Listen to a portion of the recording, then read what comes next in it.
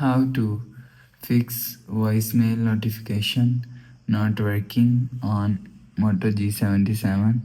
Let's start the video. First of all, go to app library, scroll down and click on settings app.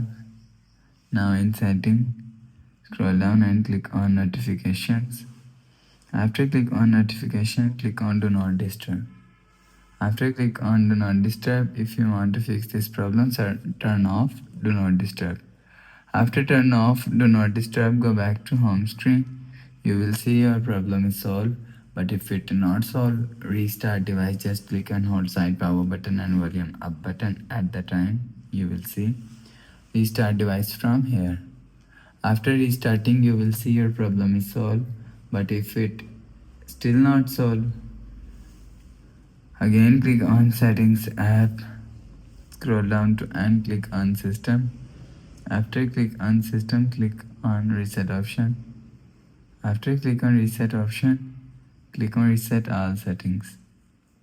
After click on reset all settings, go back to home screen.